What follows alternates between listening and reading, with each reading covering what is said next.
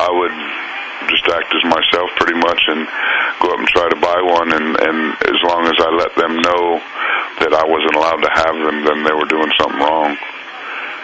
And well, I'll just tell them that I'm a felon, or sometimes I just come right out and tell them I'm a felon, I can't have guns, and I'm looking to buy, and they would just hook me right up with them. Well, I didn't set nobody up.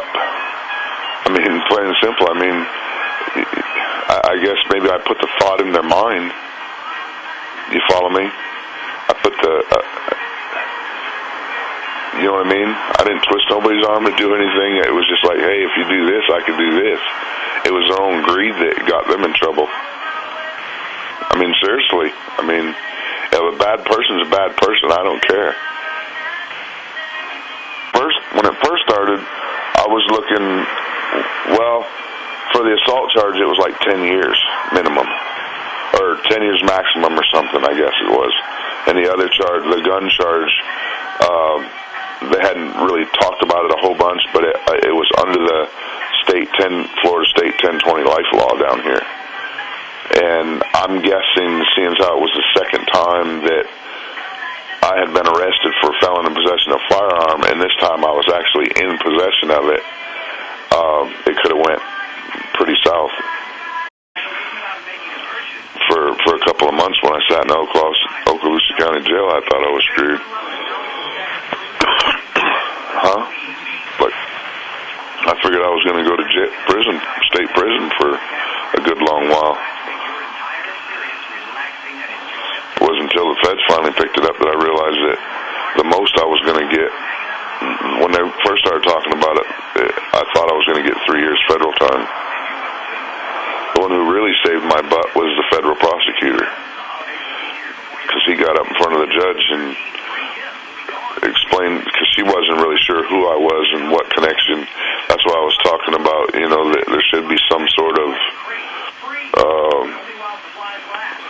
instead of being just a number and this person did this, cut and dry, they need to look at why this person done this, and you know what I mean? The circumstances in each individual crime versus, hey, he just did this. I would have never shot that man. I know in my heart, if anything at all, I might have shot it up in the air, to relay my seriousness, but I wasn't going to stand there and get my ass whipped either. Or worse. You know what I mean?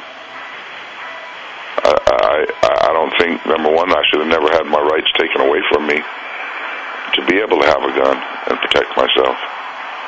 I put my life on the line for better than 4 years for the people. It wasn't just for ATF or whatever, it was for my fellow man. You know what I mean? That's my thinking. I still think I should be able to have a gun. I didn't do anything wrong. I had a big person that was fixing to, and stated that he was fixing to come over and whip my ass. If the only way of stopping that big person from whipping my ass is to shoot him with a little gun, I damn sure do it. A couple of times where we joked about him when he came in, that we thought, none of the other families seemed to be, had any mental issues other than they were all addicted to the same pills.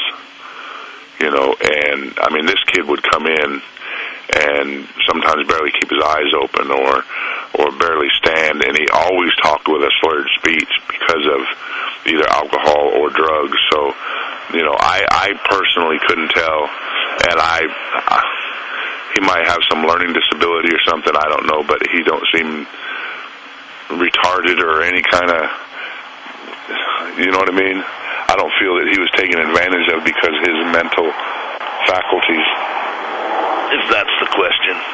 I know in my heart that he knew exactly what he was doing, because he was thinking of other, he was up for anything.